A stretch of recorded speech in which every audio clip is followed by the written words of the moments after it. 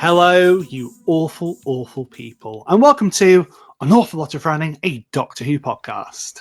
Woo! Woo! I love that every guest host I'm getting on at the minute is so aware of the vibe. They know to woo in the woo spot. Even without Robin here, he's still being felt. No, don't do that. He's still being felt. No, really don't. Really. Which is so lovely. Yeah. You have to woo. You got. I even Clara wooed for you. Oh, you Clara wooed. Wow. I dare the Doctor wooed for you. You're welcome. I appreciate it immensely. Obviously, you've already heard my amazing co-host this week. For anyone who doesn't know, I am Jack Alexander. This is An Awful Lot of Running. And joining me this week, in lieu of my usual regular co-host, my partner in time, my partner in crime, published author Robin FOALE, I've brought on this week, my goodness, listeners, you are so lucky, not just one amazing guest host. No, sir. Two. This is getting out of hand. Now there are two of them. Two amazing guest hosts from the Says Who podcast. It's Kat and Tip. Yay! Woo! Hi. Hello. Hello. How are you both? Really good. How are you? Yeah, I'm good, thank you. I'm really good. I was saying to you both before, and I'm about to embarrass you both immensely, but you're part of the reason why An Awful Lot of Running has come back. You two. I will cry. I will cry. Not just having me on the show, which has been immensely enjoyable. I've enjoyed both appearances I've had, but just from listening as well as a listener, obviously as a listener would be, from listening, your passion and your love for the show, and not just that, just how good a podcast you both present and create. It just made me want to talk about Doctor Who again. Yay. So thank you both.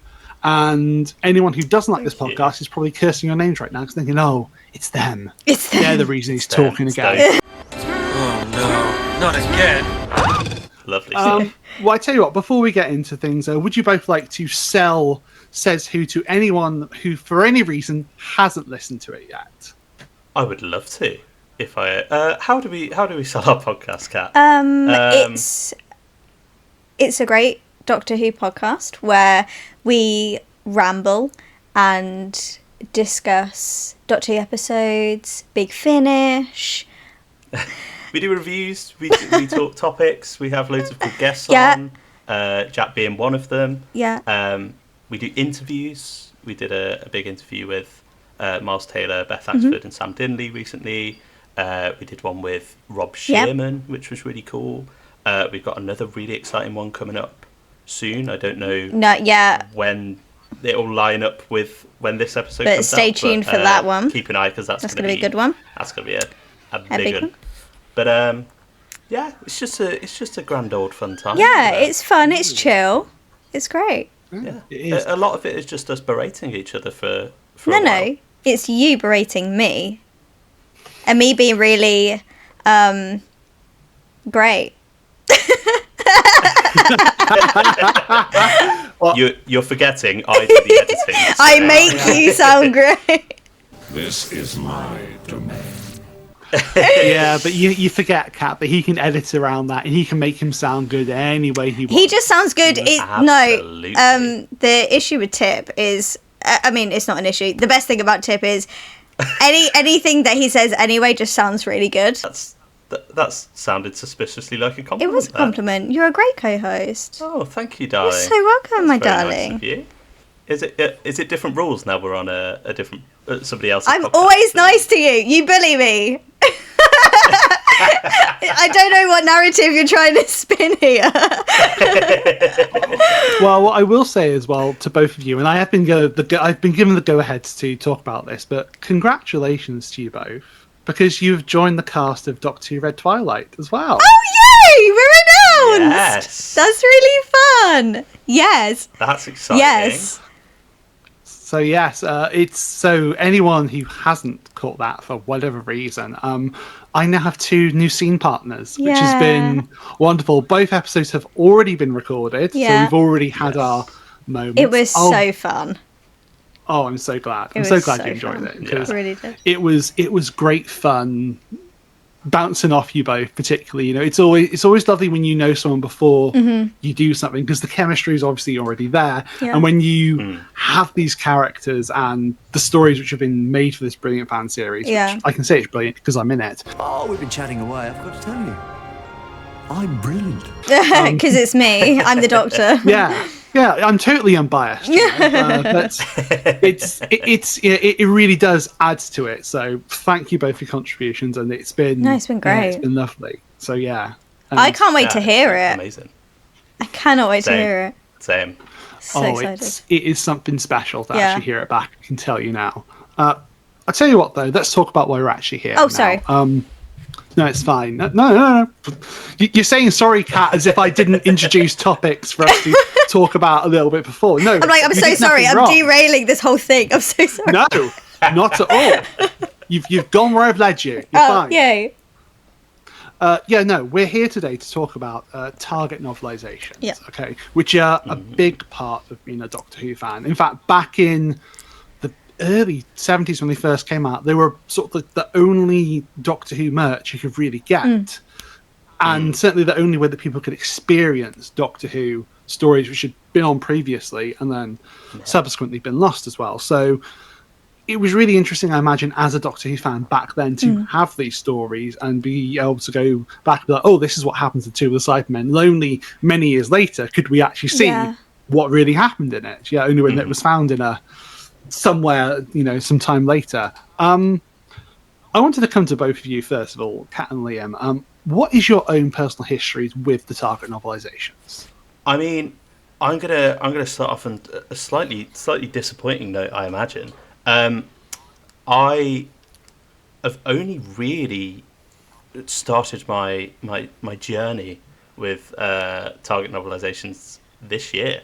Really? Is it this year? I've been very late to the game. A lot of the books, sort of Doctor Who books that I would read as a kid were the original, like the new series adventures, like the Stone Rose and all of that sort of stuff. Yeah, Jack's pointing at a lovely little line up on his shelf there.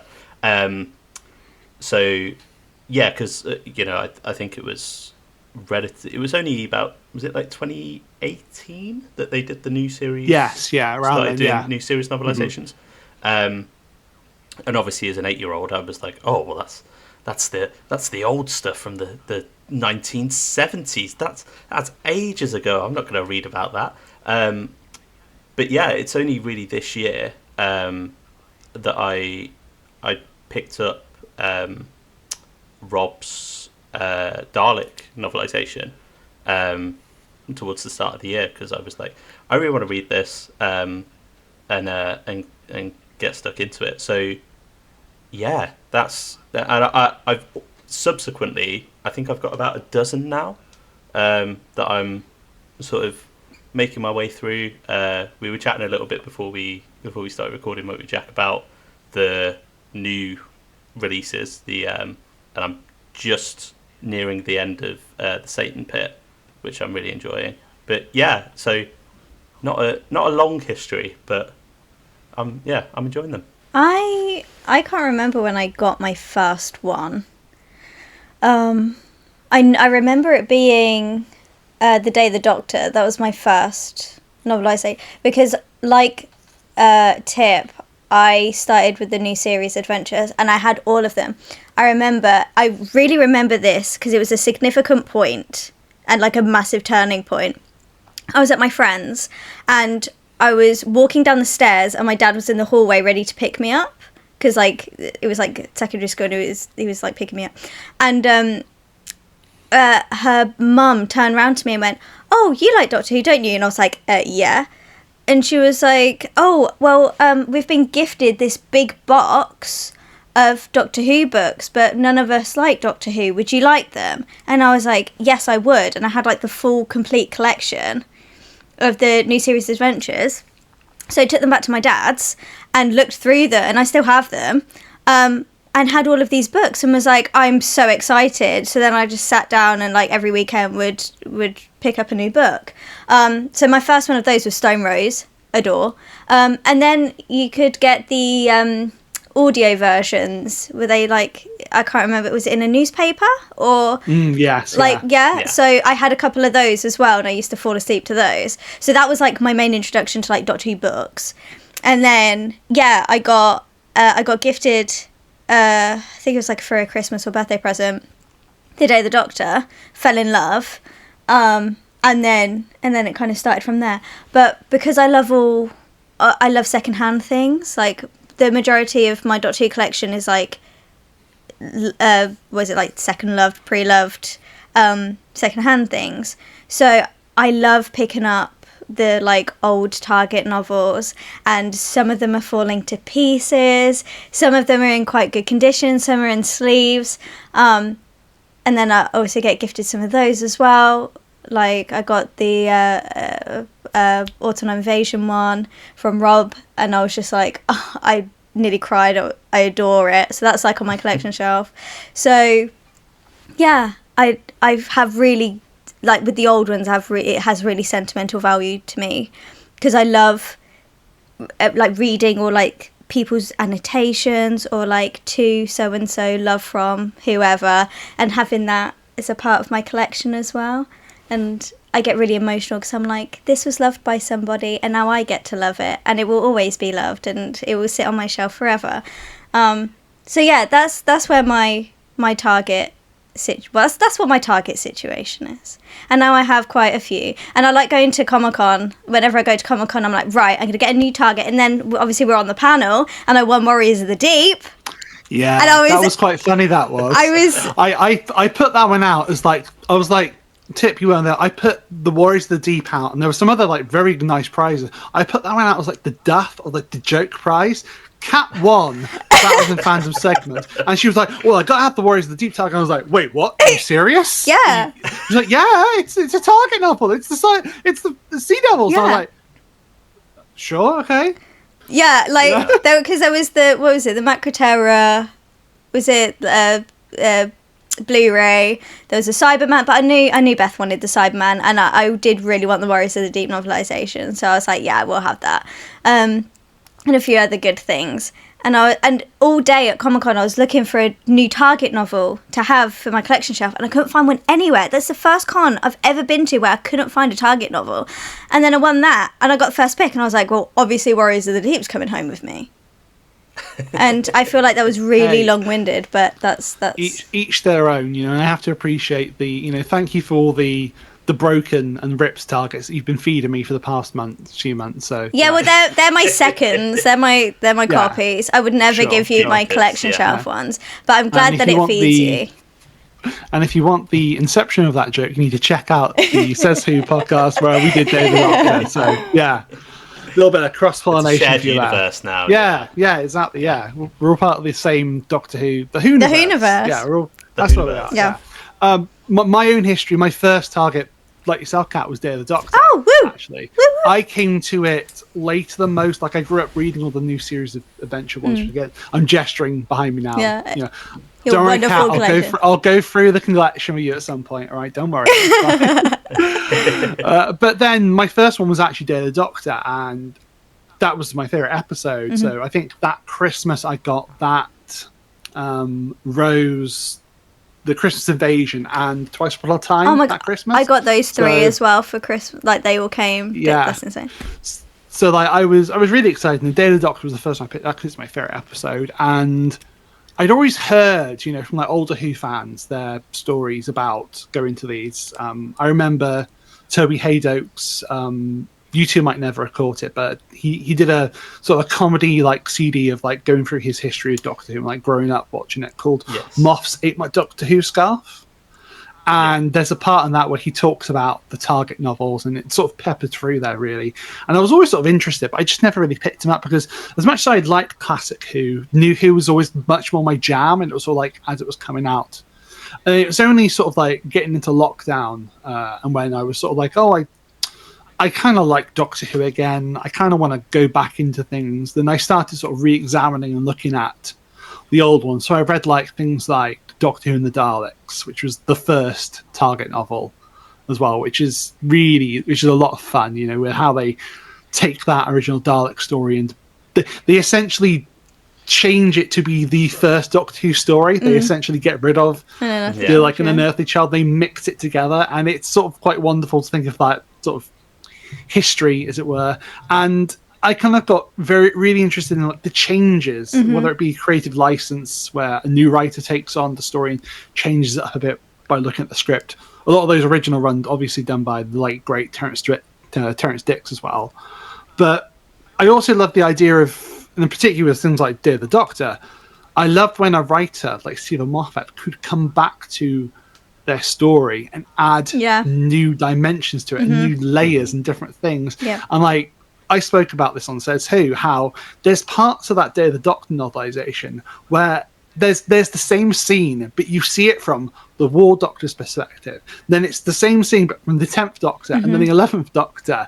And all those little things, I just think make a really satisfying experience. Yeah. Not every Target novel does that. I'm reading, at the minute, Joseph Lister's novelization of Aliens of London, which does do what a Target novel does, which I think it should do, where it adds that extra dimension, that extra retroactively, making things work in terms of the odd reference to Torchwood, for example, the odd reference to something which, would later be bigger within the universe, or within the show itself. Yeah. Which I think is always great. Not every Target does that. Some is just a sort of cut and dry, just, here's the episode again. My favourites are those ones that give you those new dimensions. Yeah, me too. Absolutely, yeah. Which sort of brings us to what we're going to talk about tonight. I asked the listeners, and I asked you both to think of it as well, that what would be your top Doctor Who stories to be novelised and made into a Target novel? And I'll preface that by saying that a lot of Classic Who has already been done. However, some Classic Who stories have had at least 2 Target novelizations, whether it be a redone version or a re-released version or a revamped version. There are several versions of other stories, so it would be quite boring just to say New Who on the table tonight. I think it's much more interesting to say, hey, if there's a Doctor Who story you want to talk about you'd like to see novelized in a different way, it's open. Totally open to it tonight. Okay. I prepped New Who only.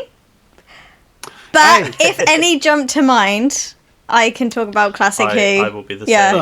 I'll be honest, I have prepped New Who only. Okay. But I did that just to be like, hey, if you had a random thought, if you wanted to do something crazy, like, I don't know, Chris Chibnall novelising the Silurian stuff. I don't know, I'm just like... We've already been there. We've already been there. Yeah, it's true, yeah. Let's face it, we don't need any more adaptations of the Silurians. We've seen enough of them, We don't need that. Yeah, I mean, I would quite like an erotic thriller version of The Creature from the Pit. Oh my. I think that's, Oh yeah, I think there's look, Romanticy's doing really well at the minute. Let's face it, we could let's face it, Doctor Who should be trying to bind to that margin, absolutely. Get that trending on BookTok. Yeah. You know what I mean? Yeah. I've done my notes in sort of 3 distinct categories, where I've done a must-have novelization, just because it's a really great story already and great to see a new dimension to it. Targets to improve a story, which is something which I think they do very well as well, in certain senses. And I've also gone experimentally trippy shit. Oh yeah, I love it. Is that the technical? Yeah, that's the technical term where I'm like, you could take this story and you could, whether it be good or bad, you could just go so like weird with it, so like off the wall. Considering we've all kind of prepped New Who, I know exactly what all 3 of ours is going to fall into that category. I call it now. I already know. We'll have to 3-2-1 that one. Yeah. Well, I'm gonna tee up a novelization straight away, which I'm desperate for. Okay. So this is a story I already love, but I'd love to see more depth or more dimension to it, and that is Power of the Doctor. Okay. Yes. I love Power of the Doctor. There are flaws in it. Don't get me wrong. It is messy. It is a very messy story. I'd love to see that sort of fine-tuned, right? But I'd also love to see, right, imagine you get to the Rasputin dance scene, okay? Okay, imagine you get to that scene. it's not the Doctor's perspective. It's not third person. The Daleks. You get that scene from the Dalek and Cyberman perspective.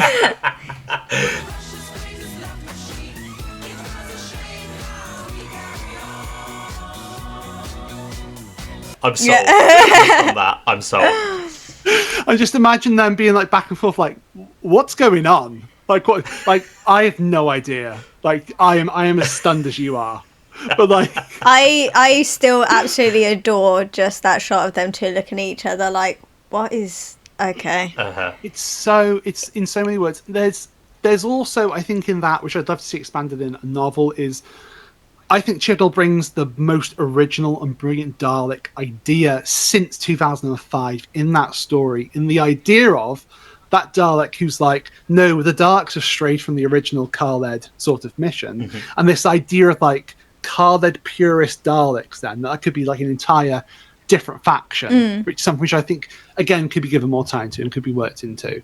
I also just think as well, there's more, there's more agency of things there. There's maybe more leeway. You could maybe, give a canonical, thing that maybe Phasma fans might be looking for. Okay. As well. Yeah.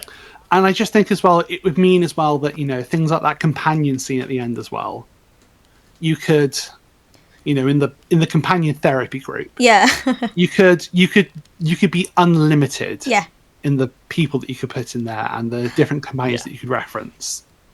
Also, it would be quite nice to see, maybe, because it's this episode anyway, because it was a celebration, it was very fan servicey, which I'm not saying is a bad thing, it just was.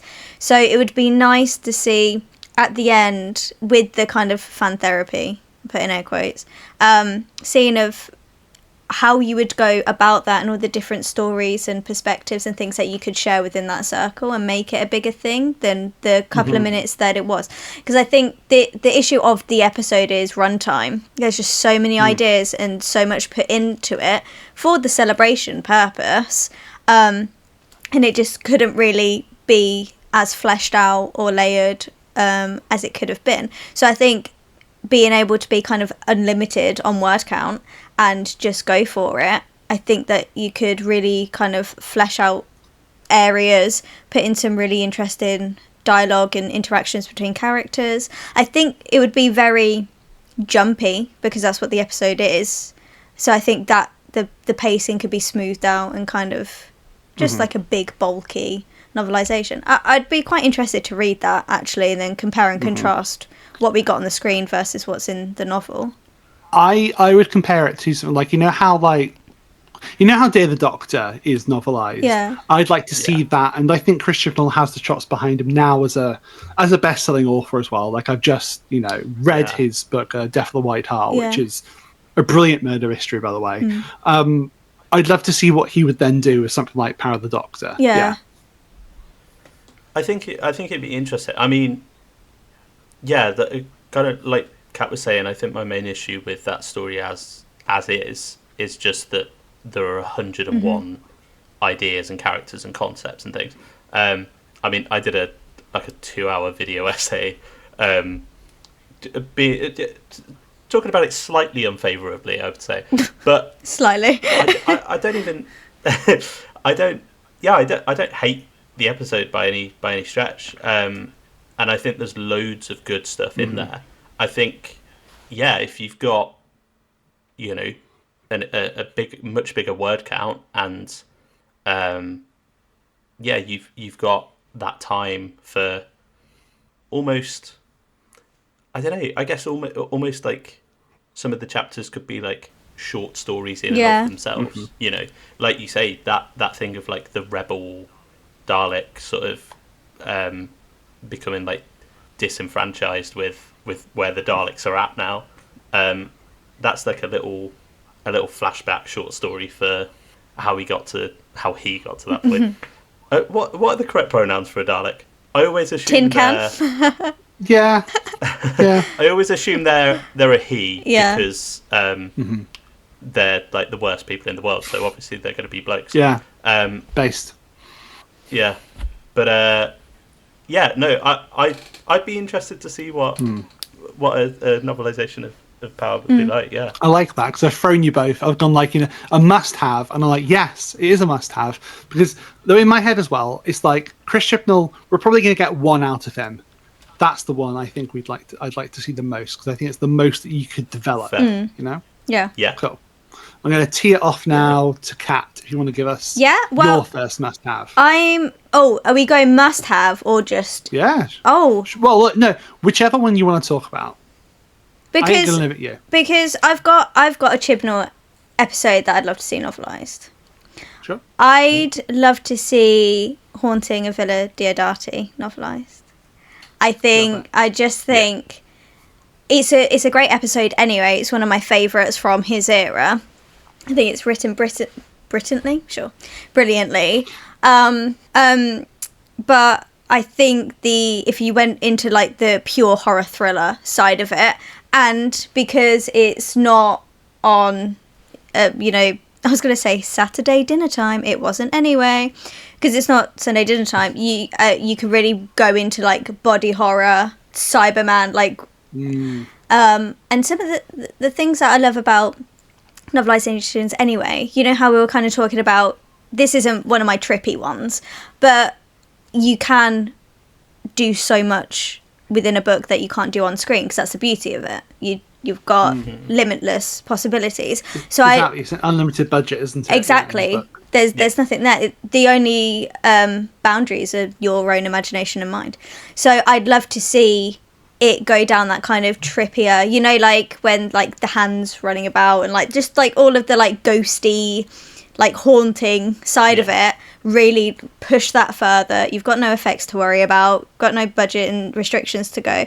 So I'd really love to like a proper horror thriller, body horror, Cyberman story, like really sink your teeth into that. That's one that I'd be really excited to read, 100%. I think that'd be lovely as well, because I think there's a way that you could sort of pay off Big Finish that they couldn't do in the show, which you could probably get a bit more license doing the novelisation. Yeah. Because you could have almost like a reference here or there to, the Eighth Doctor travelling with Mary Shelley at a different point. Or, or reference something like the Silver Turk, which is a Cyberman story with Mary Shelley in it as well. So, yeah. I mean, that's one that I've got on my list, but as part of I grouped a couple together because I had an idea for a sort of like I don't want to say gimmick, because I feel like that sounds a bit cheap, but like a way of a concept for them. Interesting. And they all tie into the same one, but there's like 4 Okay, stories. expand, because I want to know what this is now. Yeah, I'm excited. I didn't want to tread on your toes with that one, but the 4 stories, and as I start naming them, you'll probably guess what the said gimmick is. The Unquiet Dead, the Shakespeare Code, the Unicorn and the Wasp, the Haunted of Villa Diodati. Okay. And the concept is they're written in the style of the author's feature. Yeah, okay, loving it. Loving it. Love that. Yeah. So I'm thinking, we'll start with Diodati because you've just spoken about a cat, but I think do it in the style of Frankenstein, go full like gothic horror, and like you say, like really ramp up that gothic sort of ghost story, supernatural horror of it, and just make it really creepy. And I've also got here as a note maybe some cheeky references to Mary Shelley feeling like she'd met the Doctor before somehow, and Brill. I think that'd be great. I think if you got Maxine Alderton back to write it as well, I think she'd absolutely just smash that. The Unquiet Dead, sort of similar kind of vibe, like go full like Dickensian, Victoriana, again ramping up the horror, make it a creepy ghost story. I think if you have it with like those long flowing sentences with all this rich description that goes on for like half a page in the way that Charles Dickens would do, and then you also get an opportunity to sort of dive deeper into the backstory of the Kelth, and explore, because you've kind of got carte blanche there with because obviously they're manipulative in, you know, when they're like, oh, we're there's only one, like a few of us, and we're really, oh, take pity on us, and then, you know, she glows red and she's like, Gotcha. That's exactly what she sounds like. Yeah, literally. That was uncanny. Yeah, I actually just played a clip of the episode. I know. For a second, I thought you actually voice acted the girl for a second. It was crazy. It's me, yes. But obviously, you could then explore. Do you want to take it? So, was their world actually destroyed in the Time War, or is that another manipulation of they? You know, playing on the Doctor coming out of the Time War. So the Doctor's guilt and. Exactly. Like, I think there's some interesting things you could do there, whichever way you took that. The Unicorn and the Wasp, I think, could be a really sort of fun one.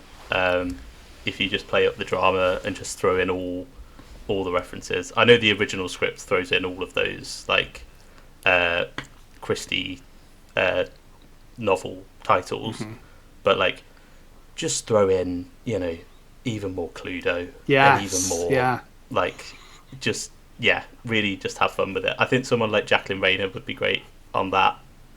That'd be my pick. And then I think the most, maybe sort of, what's the word? Abstract, experimental, of the four in this little bit, which I've tried to speed through because I realise I've very cheekily put 4 into this.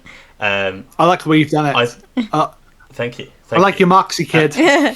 Buy one, get 3 free. Exactly. I think the Shakespeare Code, you do in the format of a play script. Yeah. And you do it in iambic pentameter. Yes. And that contemporaneous, like, Jacobean language. The only sort of thing with that, I think there's possibility that it would be difficult to sustain for, like, the length of a full novel. Well...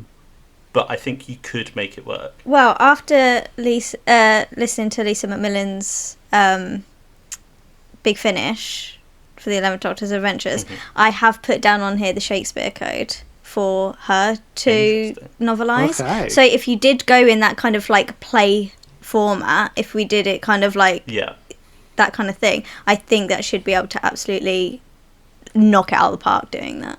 So that would be like my pick if you were to go completely experimental, play script, Shakespeare Code. Definitely Lisa McMillan would be my pick for that.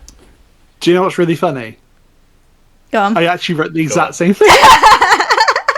I'm not even joking. It's in my ones to improve, and it's Shakespeare Code, Lisa McMillan. Yeah, me too. Mine's in ones to improve as well.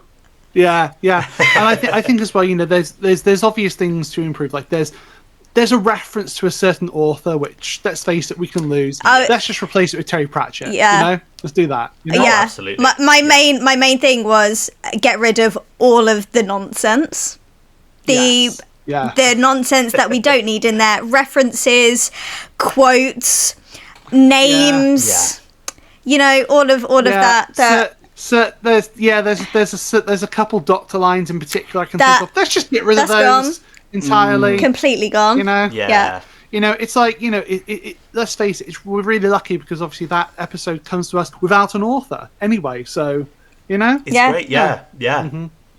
That's you don't have to pay royalties to someone that exactly so, that's great. Okay, I'm going to go with one now, which is, it's another of my must-haves, but I've given a different author to it. Okay, because Utopia is one of my favourite Doctor Who episodes of all time. I think it's the way it seeds the Professor Yana for it, and obviously the reveal of the Master is fantastic.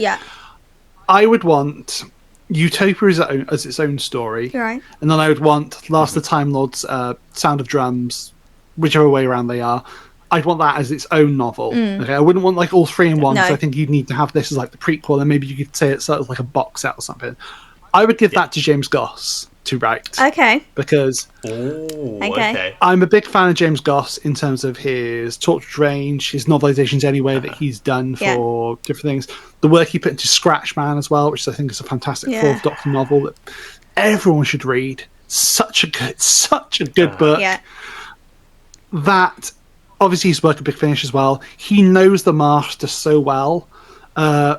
particularly like he's done a lot of good work for the War Master as well. So I would say give him Utopia, which I think is already a phenomenal story. Yeah. Let him just novelize it, add more maybe flashbacks. You could have like proper flashbacks to the War Master and have them be presented as like these memories that Professor Yana just can't interpret, really. Yeah. And then it all comes to head at the end there, where I think it'd be really lovely actually to have the story from Professor Yana's perspective for the most part. Yeah. And then when he opens that thumb watch, you switch it. Yes. And it's the Master. Yes. Then who are you?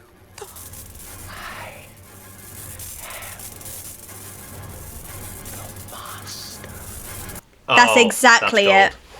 That's Yeah. exactly it. And I could absolutely see James Goss writing it as well. 100%. Yeah, that's a great That's pick. great. Yeah. That's a great pick. And again, as well, and I love the idea of him then following that and doing, the series 3 finale then as well as part of that. I just think it would be absolute cinema. Yeah. Yeah. But in your head, Absolutely. in your imagination, Well, I've done something kind of similar.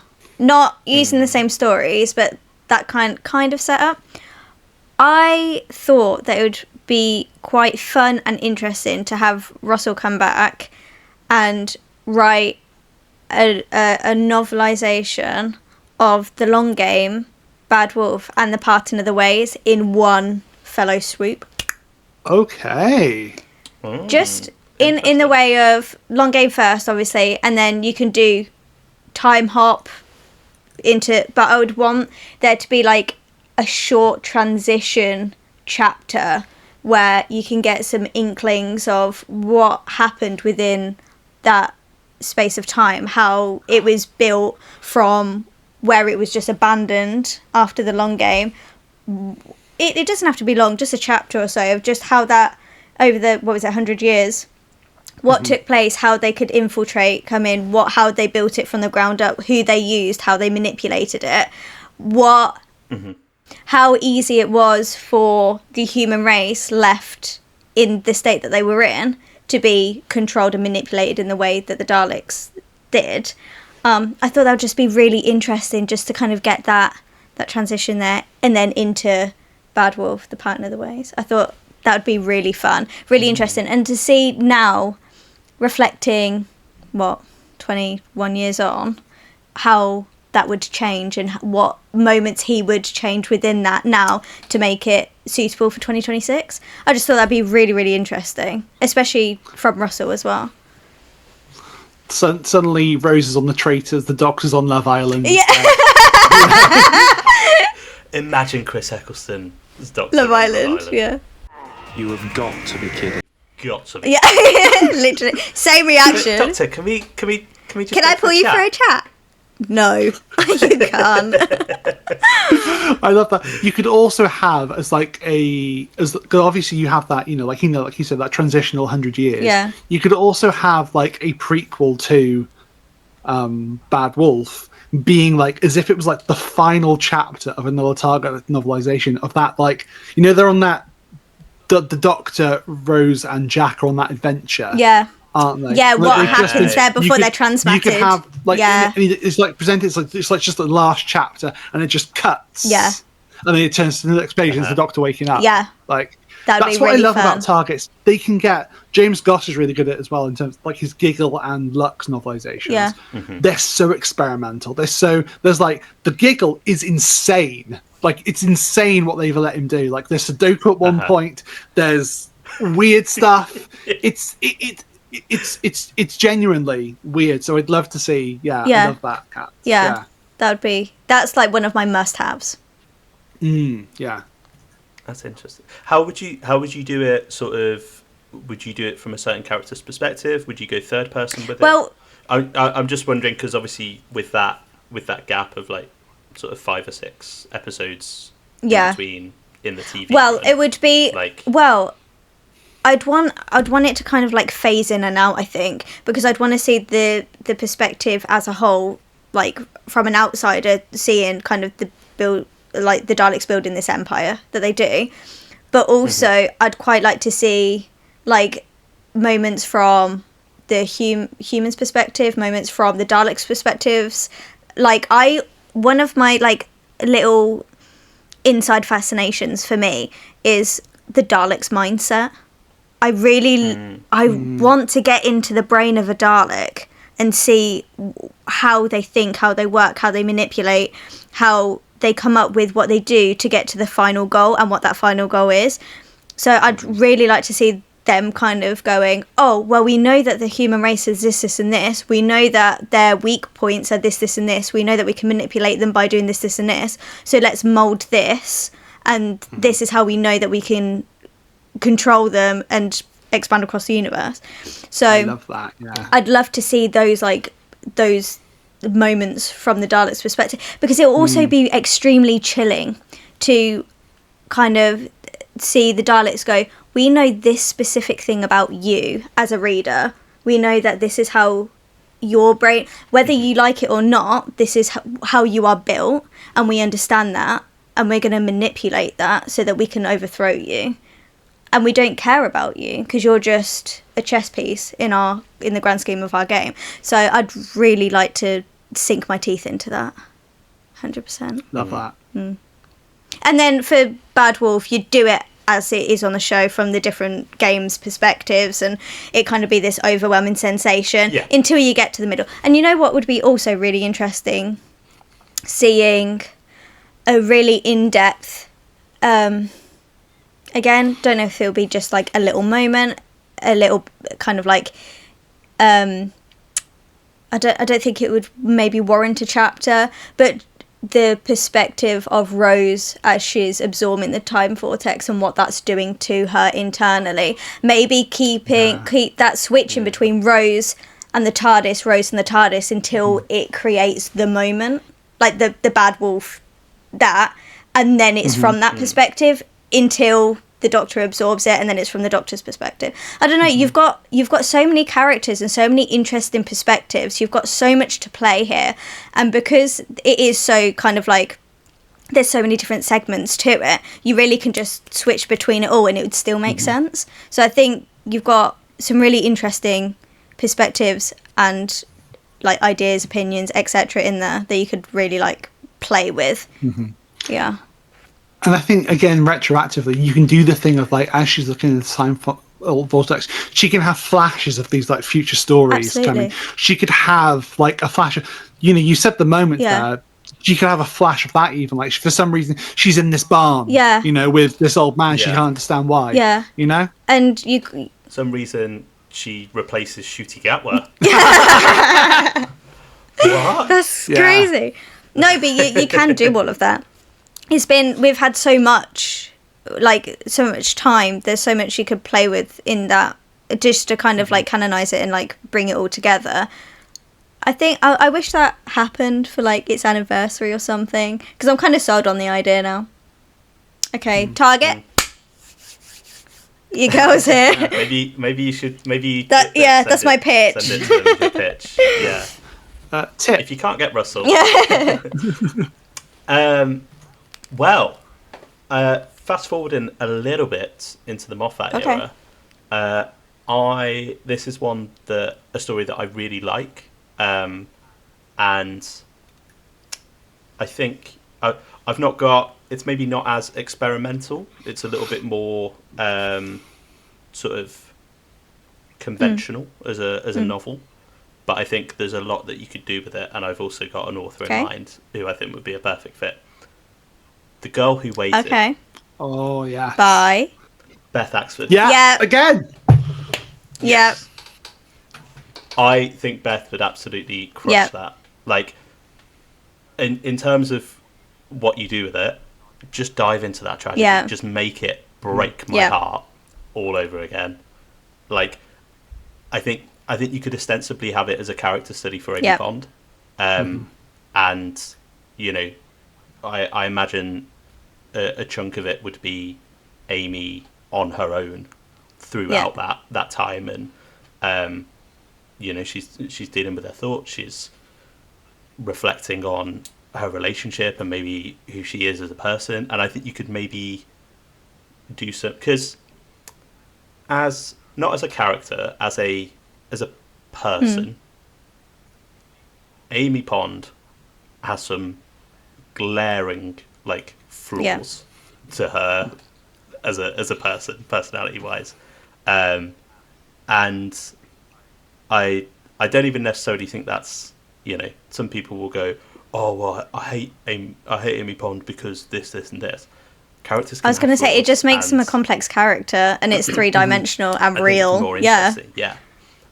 And I think in a book like this, that's when you can have Amy reflecting and going, oh, and really sort of questioning and realizing even more so that no, I treat Rory not great, actually. Yeah. Like, you know, and actually this doctor guy, he's not all that, because, you know, he's left me for 38 years, and have that sort of seeded in, maybe like expand on how they've both dealt with losing Melody, because I know that's something that Stephen Moffat said that he, like, one of his sort of regrets of that time on the show was that he didn't get to, or didn't feel like he could expand on that as much as he probably should have. And yeah, I think that's probably the perfect place to sort of really dive into that relationship and that character. And yeah, having read and heard some of Beth's work, I think she's the girl for the job. Yeah, she's got the chops, hasn't she? She does. Can I share what story I thought Beth should write? The story that I would want Beth to novelise is Rise of the Cybermen, Age of Steel. Ooh, I think, right, after really like analysing Beth's Big Finish for my Doctor Who magazine article, for the stories that I've read of hers, I think that she'd absolutely knock Rise of the Cybermen out of the park. I think Rose is such a dear character to her. I know that she would absolutely do Rose justice perfectly. She also loves the Cybermen. And I think after, again, listening to her Big Finish, because she's such a, like, what's the word? Like, I can't think of what the word is, but she's a very honest writer. She's very, like, it's not to the point, but, like, I can't think of what the bloody word is. She's got her finger on the pulse. She does. Yeah.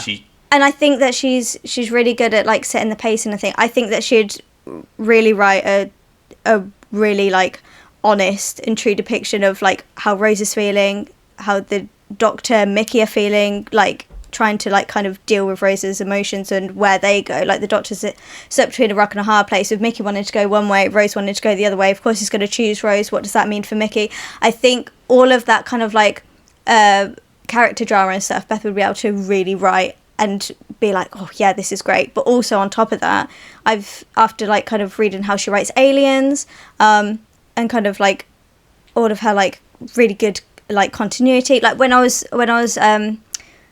reviewing the beginning section of the Tourist Trap, one of my notes was like her voice, and I literally wrote down as one of my notes, you could tell that she grew up with the Russell era. Like she was like, it felt so Russell T Davies, like explaining, like you didn't have to start that episode being so detailed about the TARDIS and expanding that TARDIS out with all of its rooms and like creating that atmosphere. I think she'd be able to do that really well for Rise of the Cybermen, Age of Steel. So that would be my pick for Beth. 100%. And I think she could really write it in a different form that she may not have explored before as well, and kind of go into that kind of like body horror, because you know I love Cybermen and body horror, but especially like with that really emotional scene with Sally when she's like, where's my husband, he can't see me before the wedding. I think that whole scene she'd really be able to write such like an atmospheric and like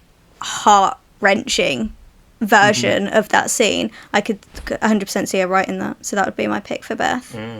Love that. It's interesting that we both picked Tom McRae stories. Yeah, we did. Yeah, we did actually. Yeah, yeah. I've actually got. I had Beth down for Girl Who Waited, but I've got a Beth named down a bunch, and I'm just going to reel them off very quickly. Just a few other ones. I said straight away. I was like, New Earth. Beth would be great to see Obviously. that. I received a text from her the other day going, Kat, you're the only one who'll get this. And she went, I've got New Earth nails, and sent me a picture of her nails. And I was like, oh my God, I love your nails so much. And they were New Earth lilac, and it was the best text I've ever received from her ever. I love that. I also had her down that, Paul Cornell, for example, I know someone who's tried to distance himself from Doctor Who a bit. I was like, Beth would be great to do Father's Day. Yep. I reckon she could do that really well. Again, handling Rose, again, Beth would be so good at that. Okay, here's the wild one for you. Beth Axford's version of Vincent and the Doctor. Ooh, that'd be interesting. Again, I don't see them getting Richard Curtis back to write that novelisation. No. So I was like, who would I trust? Yeah. This is It is, isn't it? This is. Sorry. It's one of the episodes yeah. of New Doctor Who, isn't it? Like, who could I trust to give this the proper weight and gravitas that it needs, and I get the honesty that it needs as well in this story. And I was like, and sensitivity. Yeah. Yeah. And care. She's such an empathetic person as well. She would absolutely handle it with the sensitivity and empathy that it would need as well. 100%. Yeah. So yeah, there are a few I had down there. Let me go to one which people are probably chomping at the bit for right now, probably absolutely. There are a few more on there, but I'm just going to shoot to this one straight away. World Enough in Time, or as I would call it, The Doctor Falls. I'd love it to be done by Moffat. Failing that, I think there is no writer better suited for this. Also, The Angels Take Manhattan. Alfie Shaw is the man that I would give. Yeah. Yes. Yeah, I see that. I do see that. I see that. Yeah. Alfie Shaw is a writer who has so perfectly been able to recreate the Moffat era. I'm really excited to see. I love the 11th Doctor Chronicles. That entire run is my favourite run of Doctor Who ever. Over the TV show, over books, over any other Big Finish. 11th Doctor Chronicles, that is my jam. Yeah. That made me so excited for the possibility of Doctor Who. He's going to do it again with the 12th Doctor Adventures soon. I know that. So I was like, well, who would I trust to do this? Again, let's say Moffat isn't going to do it. Let's say for whatever reason, he's like, no, I don't have the time, or he's feeling a bit grumpy, as we know Moffat can be. Alfie is absolutely the writer to take this, what's already a 10 out of 10 Doctor Who story, whether it be from different points and different perspectives, already is, but he could give it what it needs to be a 10 out of 10 novelization as well. In terms of things, he wouldn't just novelize it, he'd take a bit of nuance here, he'd take a bit of inspiration here, and it would be, I think it'd be an all-timer, personally. Yeah, I can see that happening. When you first said World Enough in Time, Dr. Falls, see, this is one that, like, I'm kind of like, I don't know if I'd even want a novelization of that. I think it is what it is, and it needs to be preserved as it is. But then you said Alfie Shaw, and I was like, actually, no, I actually do really see that. And then you carried on talking, I was like, you know what? You've changed my mind. Hey, there we go. That's good. Yeah. Yeah.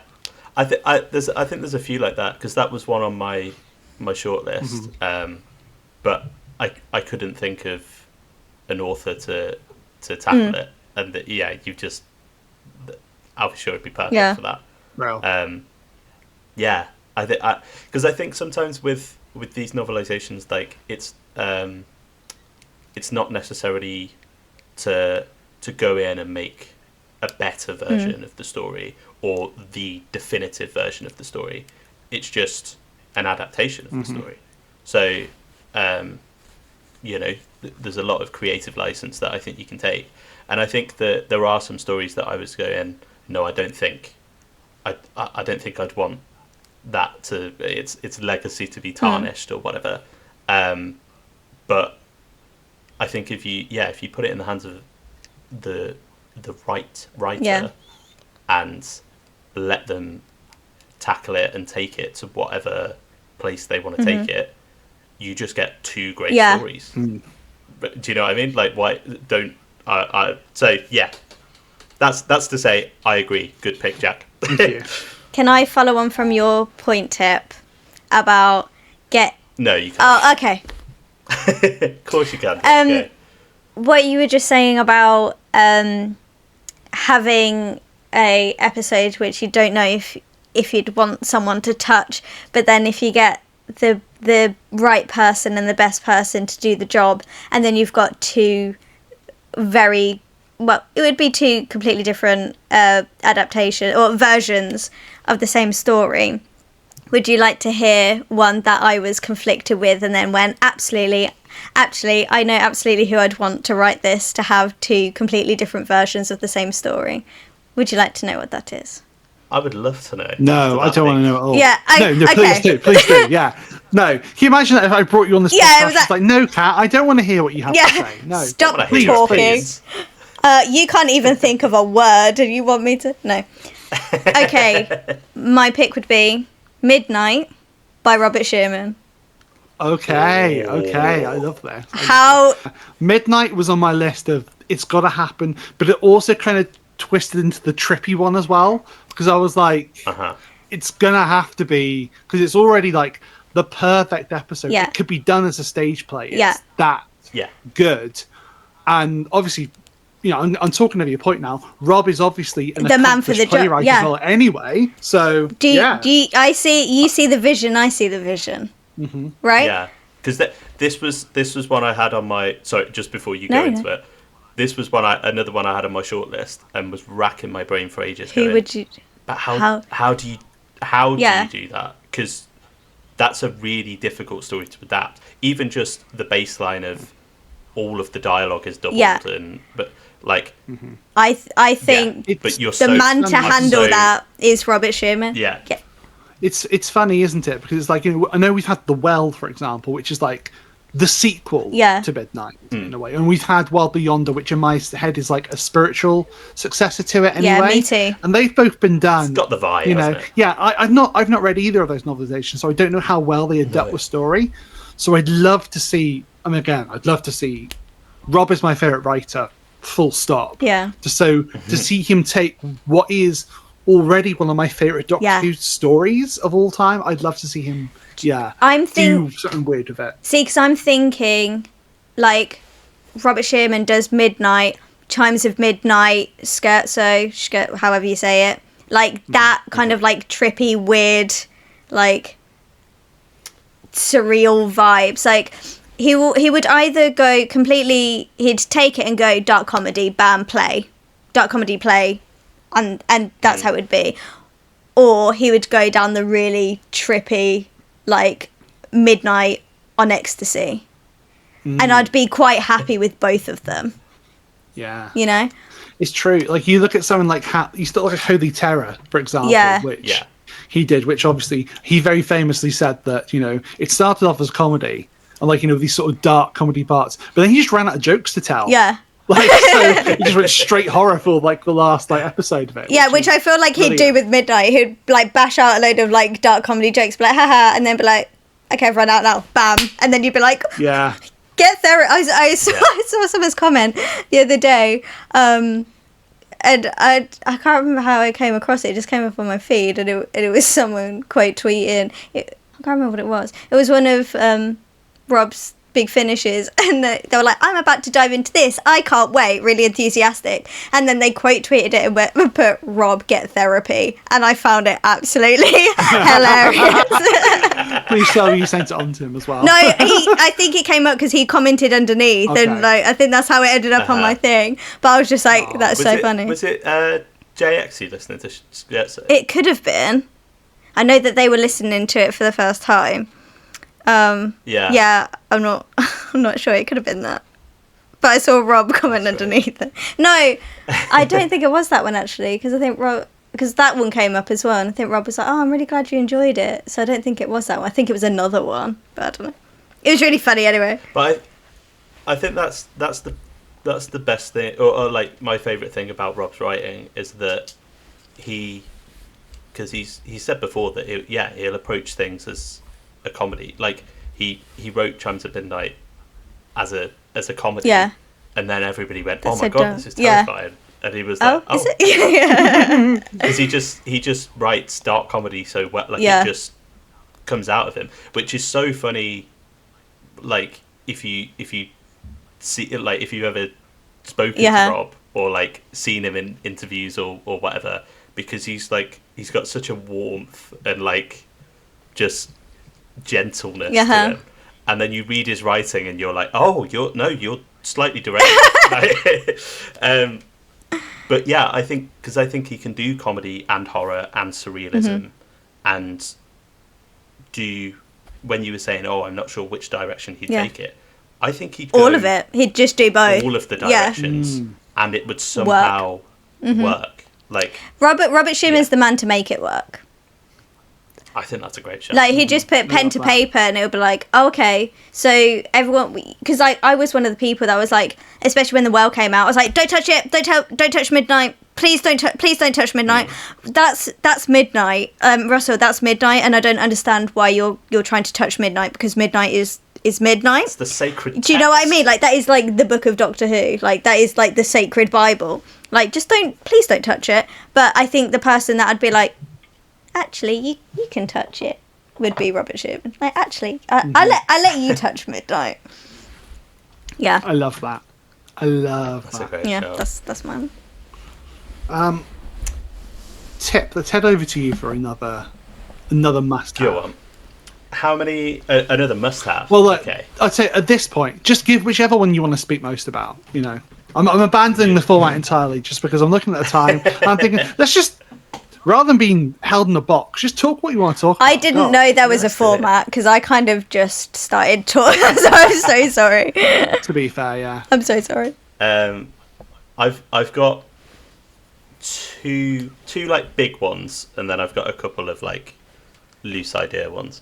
But one of my big ones, I think, is another Stephen Moffat story, but not from Stephen Moffat's era. Oh, I know what this is. I would love to see a novelisation of Silence of the Library. Yes. And Forest of the Dead. I think. And if you will permit me, I have a pitch. Pitch it. Go on, darling, pitch it. Okay. So, again, I'm going slightly experimental with playing with the form, you know, a little bit postmodern, all of that. It's what all the cool kids are doing nowadays. In the 19th so, have it written from the Doctor's perspective, but he's writing it after the events of the story, reflecting on Jack's making some faces. He's so ready for this. Yeah, I'm like, I know exactly what you're going to say. Please continue. I love it. Okay. So he's reflecting on the events of the story, trying to come to terms with, you know, who River is, like, these feelings of like grief and, you know, bereavement over losing her. But throughout the book, his account, shall we say, is annotated by River. So she's love it. I love that. He's writing it, and she's just in the margins and stuff, just in like handwriting. Her first like, one, circles. Her first one has to be "Hello, sweetie." When he goes, and then I met this woman called River. Hello, sweetie. She has to like arrow that out and put "Hello, sweetie" with a kiss or something like that. That just has to happen. Yeah, just like her just making cheeky little. My God. Like I think at first you have like sort of these like playful, witty comments and like you know, like the Doctor will say and I turned and said this and River will just be like, oh, he thinks he's so hot. Yeah. Just stupid little things where like teasing. I love the idea that there's somehow like a Rose reference in there. She's like, oh, he's talking about his ex again. Great. Yeah. Yeah. Oh, the blondes. But I think as it goes on, you have them slightly more it's playful at first, but then her comments are sort of more personal and more emotionally driven, and almost like you're getting her account of the story. Like when he's saying that moment where she realizes that he doesn't recognize her, just things like if you had the doctor saying, like, I said, "Who are you?" and she gave me a look. She tried to hide it, but I could see. And then like River sort of saying, "How could I hide this?" Or like a comment, like almost like there's a bit of a back and forth, almost like a two-way conversation, even though neither one knows that can like respond. Do you know what another really nice personal touch would be? Is if that in her TARDIS diary, her accounts, if she was like, like when you scrapbook and stuff, I could imagine like River in like, not like distress, but like in an emotional state reading, like if the doctor started like towards the end when like all of his like emotions of grief is coming out, and he's kind of like, when you're in that kind of state, if he's like writing a diary entry type thing and he's like writing, but he's not filtering, he's just writing full emotion, and then River's responding in full emotion. I can imagine just like ripping out a page of her notebook and putting it on the paper as if to be like, no, but this happened and this happened and this happened, is like an urgency for him to see, even though he can't, and like somehow having that mold into the book as well, so that you could see like her desperation to comfort his feelings in his time of grief, like things like that. To kind of pull from both perspectives would be so nice. It's such a nice touch as well. I love as well that the idea that you could have a prequel to the story from like River's perspective, which takes place on Darillium with the 12th Doctor, and then you have an epilogue to the story from the Doctor's perspective, from the 12th Doctor writing it on Darillium. That would be so nice. I love that. I love that. I'm making myself cry. I know. Sorry. I mean, my like sort of. I thought that there's maybe like obviously you throw in some like covert references from River in the annotations about the like past adventures from her, but future for him, for the Doctor. And obviously you're gonna have like little bits about like the bow tie one or the one with the chin or whatever, like but like I thought, but I don't know how you'd do it, but by the way, I think the only person that could do this would be Stephen Moffat himself. Yeah, naturally, of course. Maybe James Goss, because I know he did, I believe he did anyway, one of the Ten and River Big Finish stories. Yes, he did. The name escapes me, but it's Expiry Dating is what it's called. Yeah, and that's the one. It's done through letters as well to each other. Which so that would be perfect then, wouldn't it? Gorgeous. Yeah. But I think if you had some kind of timey-wimey thing that River's written these annotations before the Doctor's even written his account, and that it's like, how can you annotate something that's not been written yet and do the whole blink thing? I've put here, not sure how that would work, but Moffat would do something. But my big like air quotes twist or like reveal is in the final chapter, as the Doctor's writing it, he writes, "I know that you're reading this somehow." Oh. Like, I know that there's a way that you've found, and he's addressing her personally. Editing Star here, hello. Just popping briefly in because I had a thought while listening to this, well, obviously editing. It's giving the vibe of that scene in Name of the Doctor. I'll just play the clip. Use the TARDIS, use something! Save her, yes, but for God's sake, be sensible! How are you even doing that? I'm not really here. You are always here to me. And I always listen. And I can always see you. You see what I mean? That's the vibe. That's the vibe. And his final words there are to River, and maybe there's like because I think maybe there's an implication that after each, like, maybe this is a bit fan servicey, and maybe a bit trite, but I don't know. Like, you imply that after each time he meets her, he writes about that meeting, addressing it to her, and somehow she's seeing that as like the Data Ghost version of herself, and she's reading his account of their adventures, and he's talking to her without being able to hear that one talk back. I think that's a novel or a book idea in itself. I don't think that fits here. I think Silence in the Library, everything that you just said, that's one thing. And then, like, not an anthology series, but like that kind of book from that perspective, maybe like like if you did like a collection set, so that's like book 1, this is book 2, that's a separate book in itself from a different perspective. I don't think that fits there, but that's a book. I don't think you'd actually write those, like, I don't think you'd have like Matt after the crash of the Byzantium and then have him write, like, I just mean like maybe it kind of alludes to. No, but I that's think something that I think that is exactly what the 11th Doctor would do once he knows about River's book.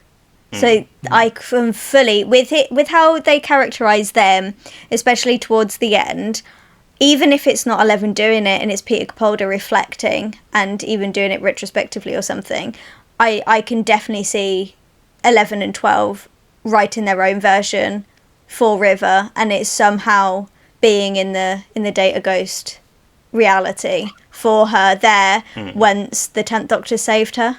100%. I see that. And I think that's the kind of sort of romantic, like retroactive sort of thing that Moffat would do with this story. Actually, I've just thought of one more thing he'd absolutely retroactively do as well. It would be explicitly stated that Dr. Moon was the Doctor as well, and you'd have that as well. That probably would be the epilogue. Actually, would be Dr. Moon properly, you know, introducing himself to River, and maybe he'd turn to her and just go like, "Hello, sweetie," and then it would just be.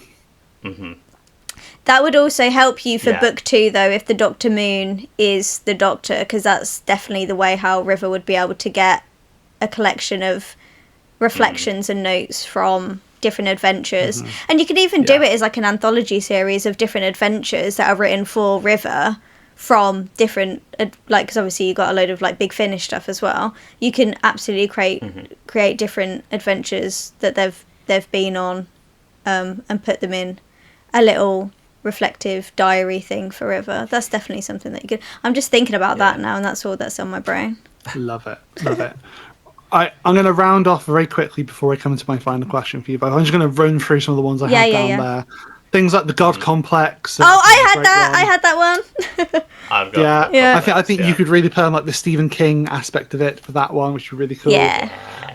Ones to improve, I've gone Ratings of Akaten, which is one I love, but I'd love to see someone take it and give a bit more dimension to it.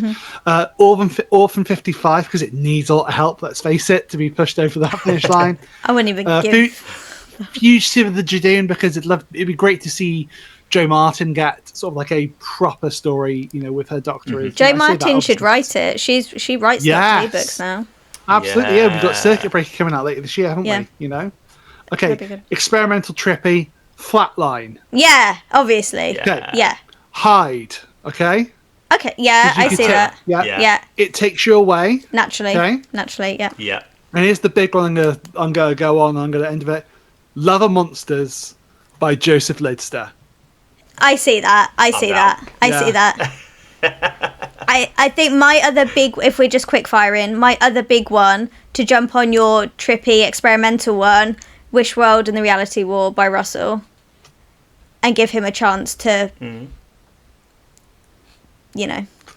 You want to say redeem No, himself? that's this not. is No. Kat, this is a positive podcast. Yeah, no, Come on. I'm not saying it. I'm just saying, and give it a chance for some breathing space, and to just fully develop a couple of things. That's all I'm saying. Maybe fix a couple things even. You know? But I think that would be a really good trippy novelisation, which will cater to the format that he wrote it in. Nice save. Thank you. She hit the landing, didn't she? She fixed the landing totally. I actually really like Wishworld, so I'm not even saying anything, and I think the Reality War isn't even that bad. There's just a couple of things that I'd change personally, but I'd like to see it explored deeper and with the time and pacing that it needs. I'd love to see that from Russell and see what he would change reflecting on it now. Sure. Liam, quickfire. My last two, just before, because I have a feeling I know what your final question is going to be, Jack, so I'm going to save that. The Lazarus experiment is one that I think could do with a bit of love, because I think the main issue that people have with that is the CGI being a bit naff. You don't have that in a book, so because I think the idea of the creature was cool. My main issue with it is the pacing, and I think you could really rebalance that with the prose. And then just because I think all of the themes in there of immortality and aging and the curse of immortality and stuff, like the foundations are there for some real, like, interesting thematic exploration. I'm saying Una McCormick. Yeah, she's down on my list. Yeah, absolutely. Yeah.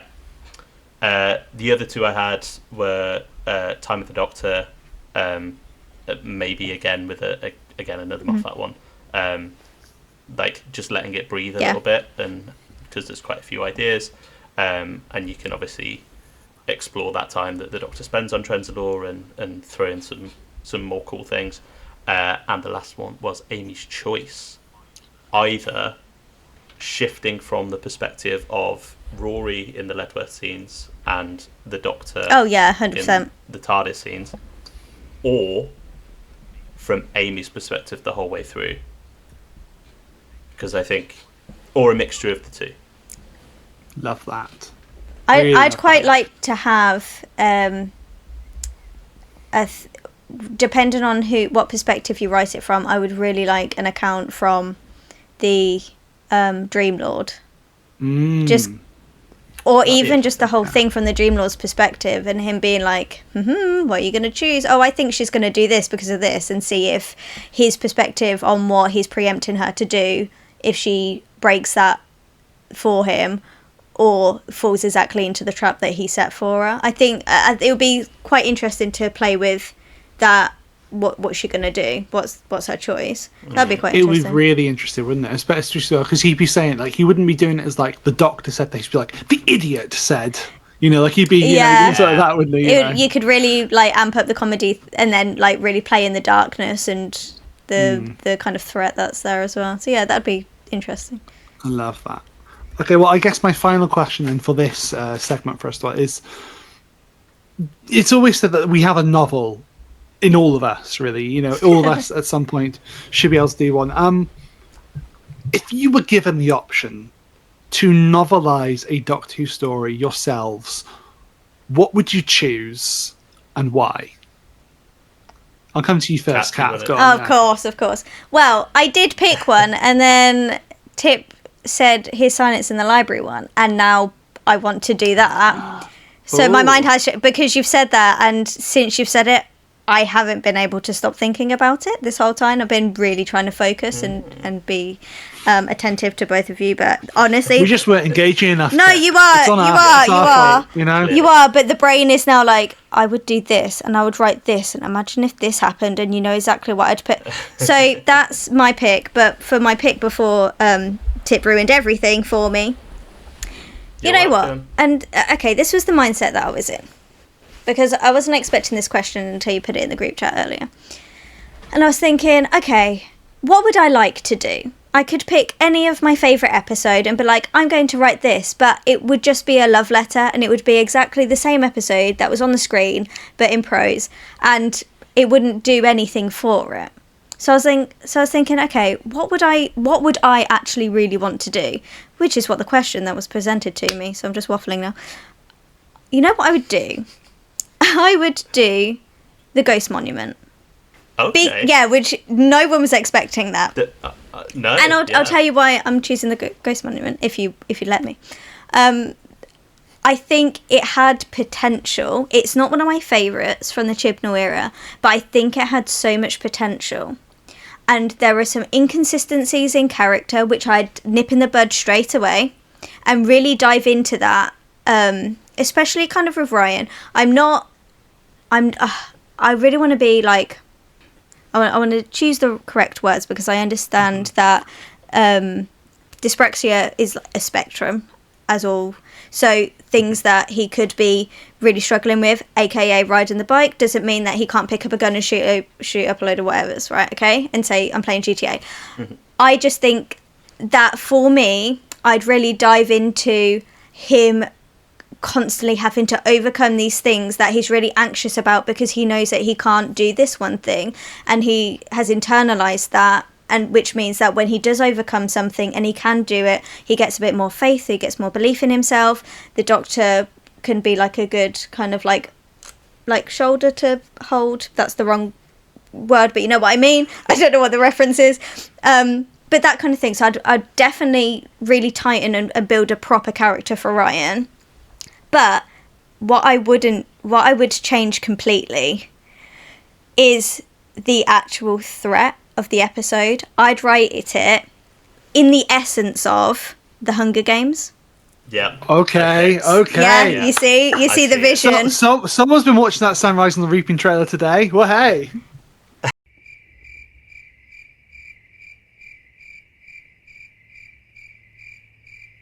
I don't know. I'll take it as you haven't. Oh my god. Okay, no. I don't know what that is. Sorry. I'm sorry. Yeah, I definitely do the Ghost Monument in the form and style and of the Hunger Games, and really build characters for the TARDIS team, because I think that's obviously what a lot of the critiques I have for that era is, that I feel like they're really two-dimensional characters. They get a really good setup, I think, in The Woman Who Fell to Earth, and then it goes nowhere until maybe one specific episode in Series 12. So I'd really, really dive into their characters and how I would write them, and then have like the threat up there. And I just really and something that always sticks with me with that episode is the ending scene with the TARDIS being the Ghost Monument, and I'd love to write that. I'd love to write that scene as well, and just give it some really beauty and justice. It's the best scene in the episode. It is, yeah. So yeah, I'd take a lot of the kind of like cringe stuff out of the episode and make it like this really like suspense thriller, like Hunger Games Ghost Monument crossover thing. So that's what I would love to write. Love that. That would be so mine. much. Nice. Go on, Tip. Very nice. What's yours? Oh yeah, go on, Tip. Yeah. So my one is one that has already been mentioned at some point, but because I kind of did a similar thing to Kat and thought, okay, well, if I pick an episode that I really love, does that just mean that I'm not going to change anything and be like, it's too precious? But I decided, no, if I've got one chance to write a novelisation of a Doctor Who story, it's going to be one that I absolutely adore. So The God Complex. I've gone for I knew it. Yes. Love it. So I think, like you said, Jack, like a kind of maybe a bit of a Stephen King homage in your opening chapters, but I think with that sort of experimental dream logic kind of thing that he does so well. I mean, The Shining being the prime example, and really playing with that abstract psychological horror. I think shifting perspective from that whole cast of characters from chapter to chapter, I think it'd be really interesting to see the possession happen in real time and have that reflected through the prose. So you've got the, like, I'm so scared and talking about things, and the sentences are quite sharp, and oh my god, and then you've got these long flowing passages about, he has bestowed his upon me, and I can see you writing that as well. That's very much in your wheelhouse as a writer, 100%. Thank you, dear. But I think the most interesting character to do that from the perspective of would be the Minotaur themselves.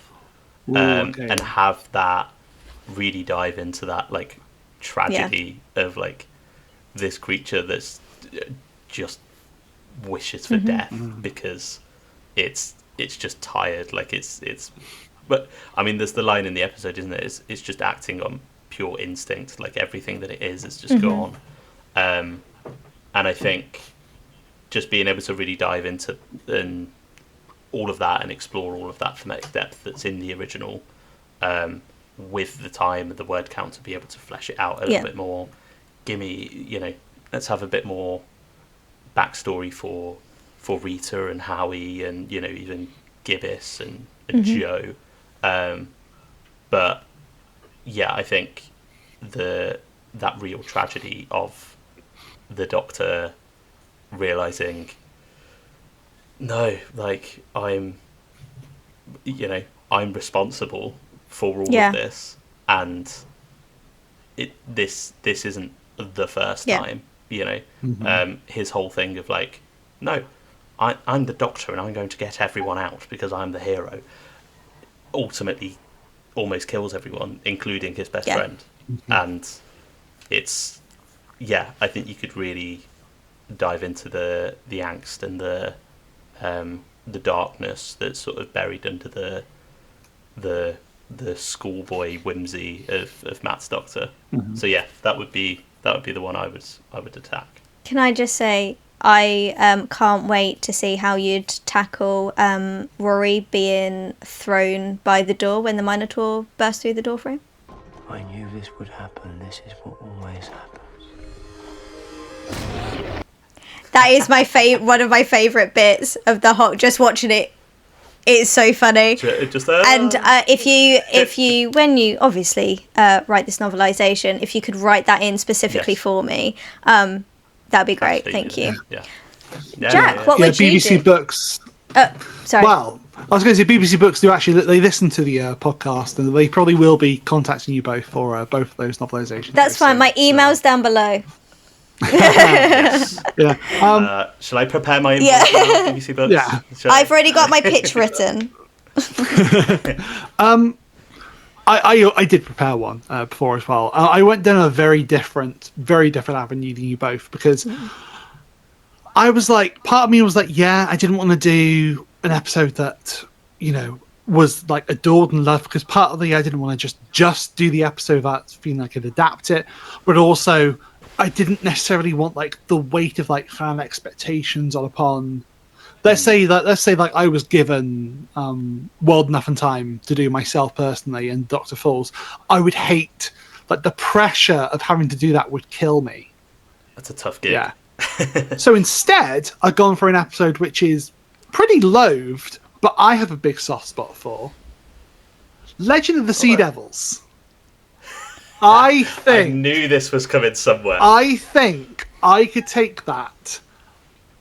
What is a mess, and I think I could give some light to it. I think I would definitely give some sensitivity readings for certain things in it as well, and probably listen to a lot of, voices around things. But I'd also I would love to have the moment of the Mario jump with the Sea Devil. And give some, like the Sea Devil swells around it, like some sort of energy, from the atmosphere. It allows it to defy gravity for a moment, Okay, so as you're writing this for BBC Books, the big underwater monster.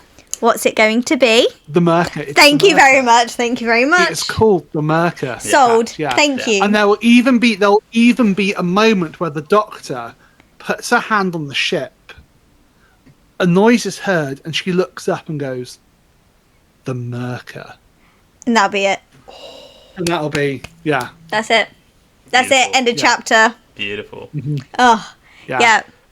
How would you tackle the Thasmin stuff?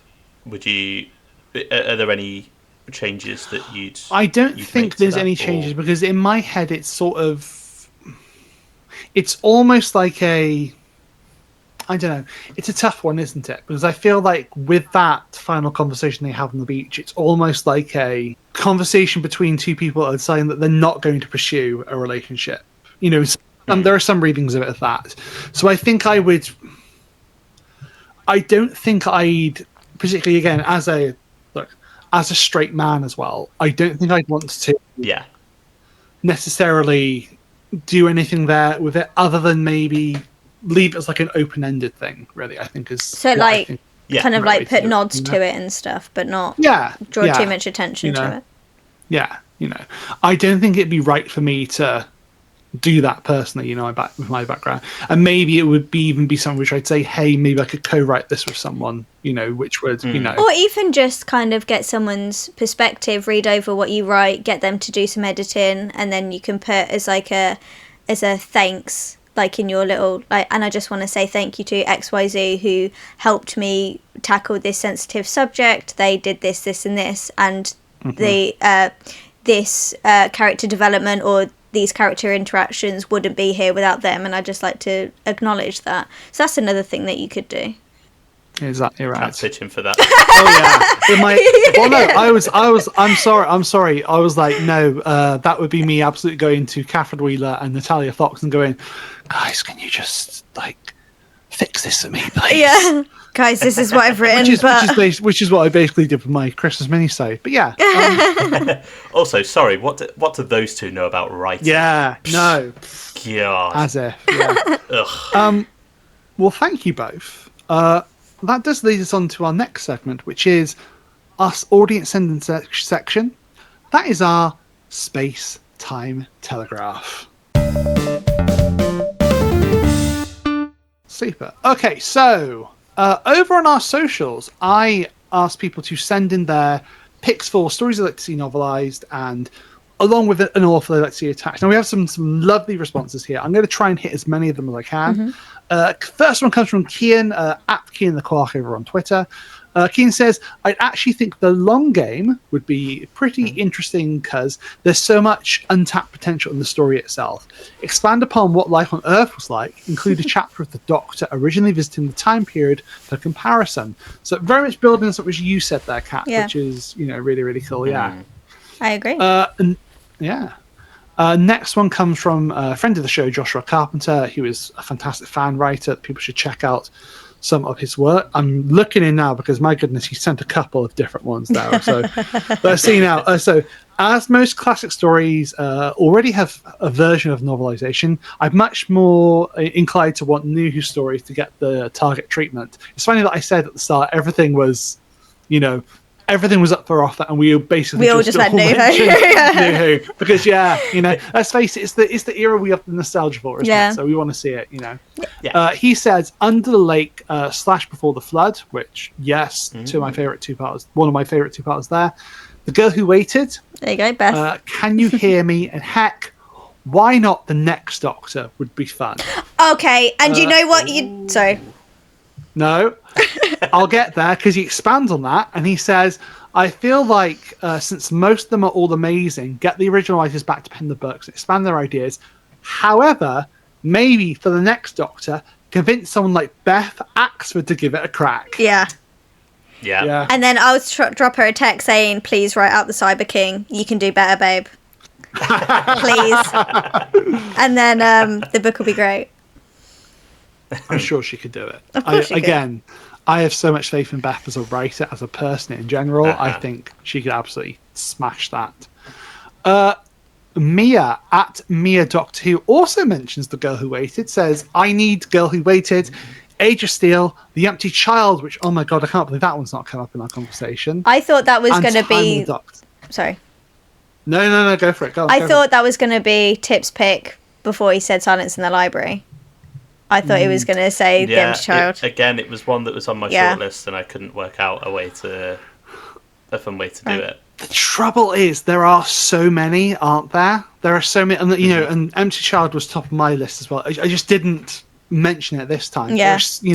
I could do another episode on this. Okay, so I can't wait for us to come back for part 2. Yeah. And another one they mention here is Time of the Doctor. Yeah. They say Time of the Doctor, that's so bad, which, that's because I think there's already a lovely book where they cover different eras of the Doctor's time on Trenzalore. Yeah. It'd be lovely to see some more of that, worked in as well, Yeah. Absolutely. Super. Someone here, Samuel Marcos at Samuel M. I hate it when there's numbers in people's ats. My God. M12048872. I always feel like I'm in the opticians or something trying to I'm like, is it smaller? Can you see? Is it blurred? Yeah. Now put your left. Samuel says the other not novelized Doctor debuts, The 11th Hour, Deep Breath, and The One Who Fell to Earth. Beautiful ideas, yeah. School Reunion is a very realistic pick. Oh, that'd be a good probably one. be in the next batch. Oh, you could add so much depth to that. My God. I'd love switching perspectives between Rose and Sarah as they meet for the first time. And their initial thoughts to each other would be insane. And again, just like the retroactive context you could add to things now, whether it be you have like an epilogue showing the kids from Sarah Jane Adventures or something, like you have them do something there, cool. Showing that she has that family beyond as well. Samuel also says here, and Flux in multiple parts like they did with Master Plan. I love that. Yeah. I think just to bounce back really quickly to School Reunion, I think it should be written entirely from the perspective of K9. Yes. Beautiful. And then Master said, it's me, Sarah.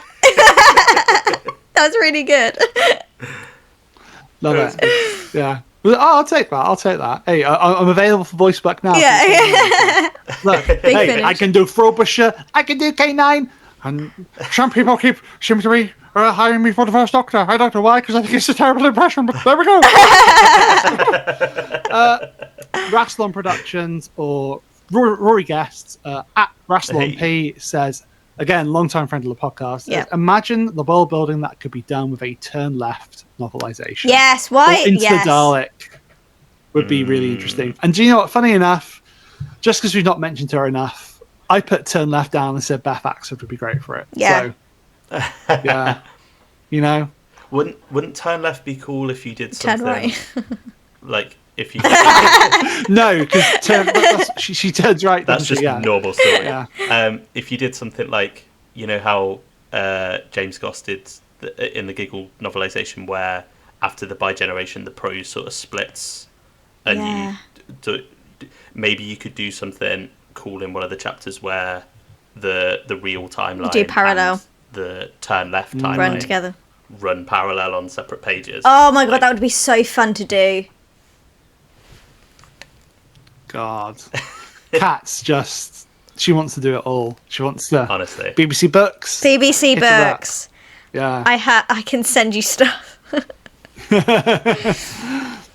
I love that. Okay, over to Instagram now. The Howdy Beans podcast says, let's be honest, we all want to see Midnight turned into a novel to get that extra detail. Potentially get into the mind of the creature and that dialogue. Oh my stars. Why this isn't a thing yet, I will never know. Yeah. Yeah. Rob. Very much time. Come on. Yeah. Rob, yeah. Come on. I mean, it's again, it's something I'd love to see. Absolutely. And, we spoke about it enough. It's going to happen at some point, isn't it? It will, yeah. It's got to do. I think it wouldn't have been if it wasn't for the well. But now we've had the well, I think all hats are off? All the gloves are off? What's the word? What's the term? I think the gloves are off. Yeah, I think the gloves are off, and the hat started. The hats are off, the gloves are off, the glasses are off. Let's get writing. That's what I say. Yeah. It's just like the Doctor and Clara in Time of the Doctor. Everything's off. Everything's off. Yeah.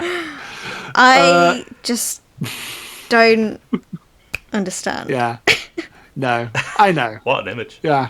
Hey, and you know what? Let's take it out in a novelization, shall we? Yeah, I know. Let's just not do it. Let's not do that. Yeah. Yeah. Well, just something that came to me as one it's not a pitch, it's just one idea for something just that came to me as you were talking about let's take that out. When you do whoever does the Angels Take Manhattan novelization, do whatever you want with the story, but the last page is ripped out. Oh yeah. Oh yeah. Okay. Yeah. Yeah. Love that. Yeah. And I love the idea of someone in the warehouse having to sit there and rip out. Yeah, all of them. You know, yeah. Like, oh god. That'd be quite funny. I'd love that. Yeah. Okay, and then our last one's come from An Awful Lot of Running Discord server, which please come and join us there. We have a lovely audience send-ins section now where people can say what they want to say and people can bounce off it as well. First one comes from Spice Boy Game 96. James York, the queer doctor, who people know, again another friend of the show, says, I would love for a Key to Time adaptation that as like a book set with each cover representing a different cover. Or defo some more adaptations of Seventh Doctor stories as well, which I think that'd be quite cool to see like new versions of those. He does also say, P.S. Target novels of fan doctors too. Which, I mean, yeah, sure. maybe there've been conversations about that sort of thing in Red Twilight, but hey, maybe. What can you think of any fan doctors that deserve a novelization treatment? I mean, think so. I think I can think of a few, maybe. I mean, Dominic G. Martin's good, isn't he? Yes, yeah. Purple Doctor. Miles Taylor, Restless Doctor, really good. He hasn't done much, has he? No, not sure. No. No ambition. Yeah. That's his problem, isn't it? Yeah. No ambition, no talents. And he's no charisma. Well. Yeah. He isn't just the kindest person ever. No, just yeah. Interesting. Any other Interesting. doctors? I can't do. I think there's a really good fan audio, which I think actually Jonathan Carley is in that as the 12th Doctor, called Exhausted Supplies, which is a 9th Doctor, 12th Doctor crossover episode, or two-parter even. That would make a cracking target, that would. Yeah. That would be great. Such a good... It's one of my favourite multi-Doctor stories, and it's a fan work, and I think it's canon in my head, because it's just... It's beautiful. So good. You should check it out if you haven't, Kat, believe me. Yeah, I've got a blank face currently, but I will go and check that out. Do it. I think you'd really like it. Especially now you're actually into audio dramas. I am. Yeah. And in audio drama as well. Hey! Hey! Yeah. I can't wait. Okay. Yeah. Next one comes from George C. Music, who, funny enough, just so happens to do the music on Red Twilight. George says, if there isn't a target of oxygen already, I'd love to be the one to do it, or he'd love there to be one. While Jamie Matheson would be his first pick to write it, obviously, I'd like to see what Ben Aronovich would do with it, actually. You know, if he's not too busy with Rivers of London these days. Partly for his novelization of Remembrance of the Daleks. I adore I adore Terrence Dick's prose as much as the next fan, but Remembrance is a top-tier novelization. And partly for him calling Malcolm Holt's targets communist propaganda as a compliment. Yeah. Beautiful. Love that. Super. Amazing. And then our final one comes from... she's been mentioned already, but I describe her as enemy of the podcast. It's Master, or as everyone else knows her, Catherine Wheeler. Oh! Boo! Jay. Woo! Cat says... Whoa. Other cat, not this cat. Whoa, I'm so confused. I don't remember doing that. So many cats. So many cats everywhere. Catherine Wheeler says, Dearest podcast hosts, I'm getting deja vu. It appears that I'm appearing on this week's podcast right now. I'm bamboozled as to how such a thing is happening, as I hadn't detected any holes in the space-time continuum. I read the description, you see, and it said Cat. I love her. Me, a Doctor Who magazine reviewer with a role in Red Twilight. I assume this is something I do in a future incarnation. I will forget immediately after sending in my thoughts. Okay. I love her. She says, So much. maybe quite a left field pick, but I would love to see Alistair Reynolds take on a target. He's only written in the Doctor Who universe once, before with The Harvest of Time, a brilliant Third Doctor book. And I'd honestly take any classic episode from him, to be honest. I'd also like to see John Dorney write one, because he's mental. Yeah, I'd like to see that. The Time Meddler by John Dorney, I would be rushing to get. Yes, that would be really good. Yeah, That'd be really good. You know what?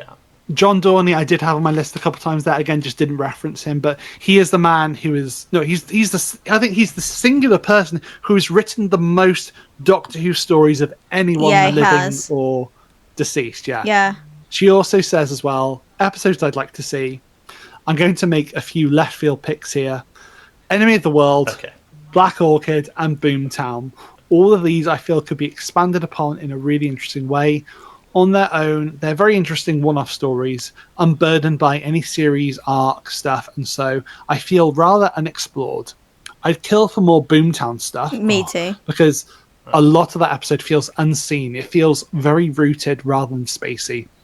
Enemy of the World as well. I believe a target already exists for this one, but I feel like it could be brilliant if redone, especially because of its missing episode status up until a decade or so ago. Anyway, that's my thoughts. It's good to see my favourite and second favourite Doctor Who podcast crossing over. Which one's which? And then she says, Master Shitty Anagram. So, yeah. Very much a character for her. Yeah. I love her so much. She's pretty good, isn't she? Yeah. You know? She is. Yeah. And that is our audience ending section. That is our Space-Time Telegraph, which brings us over to the final part of the podcast. We're heading over to the Cannon Buster. What does that mean? What does that mean? So, for the uneducated, some of them even in the room with us here, apparently. Yeah, I'm so sorry. The uneducated is a little golden nugget I usually like to give Robin, or in this case, my co-hosts, the both of you, a tiny little nugget of something within Doctor Who canon, which exists usually in the expanded media, which is kind of funny. It's kind of a bit weird, you know. Things like Comedian in the TARDIS, having a love child, which happens in the expanded media. Things like Romana in Destiny of the Daleks. It's not actually Romana in that story, Kat. It's the TARDIS taking Romana's form.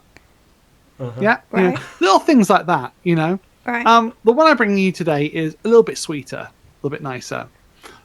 We've been talking about the Target books today. But did you know that actually, in universe, the Target books actually exist? Give it to me.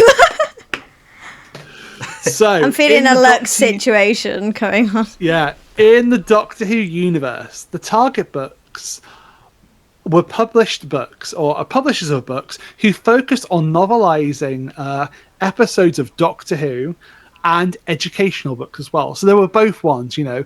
They're referenced in a story called Fanboys, which is a story from Big Finish, which actually mentions these idea of these stories and what have you, you know, within the Doctor Who universe, which is kind of interesting.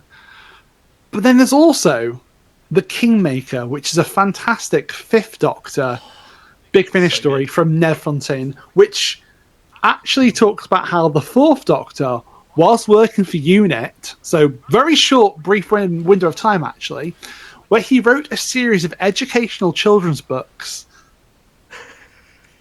about his work as the Doctor and about what he did in his adventures.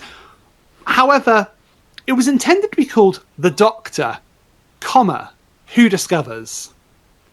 But the publisher misinterpreted and misprinted the covers as Doctor Who Discovers. Right. Beautiful. So yeah. I'd completely forgotten about that from The Kingmaker. Mm-hmm. That's warm the cockles of my heart. Aww. And there's actually another reference to it as well. Ooh. Oh, Because the Eighth Doctor found a copy of a Target novel called Doctor Who, An Exciting Adventure with the Daleks, while inside Irish Wild Times TARDIS, which he claimed contradicted another title in the series. So, any way you look at it, the Doctor is kind of aware of the Target novels. He's fully And aware of the previ- Target novels. Yeah. And having written some of them, and actually on a previous Canon Buster, it was actually revealed that every title for a Doctor Who adventure comes from the Doctor naming all of their adventures. So Yeah. yes. you can see how it all ties back into things there. That's So yeah, nice. there's my tasty morsel. There's my golden nugget for both of you. Thank you. Thank you so much. I That love was it. delicious. Very scrummy. Very good. Very good. Look, I gave you a lovely opportunity to start here, but before you go now, please take the opportunity to plug yourselves. Absolutely. Where can people find you? Kat, let's go to you first.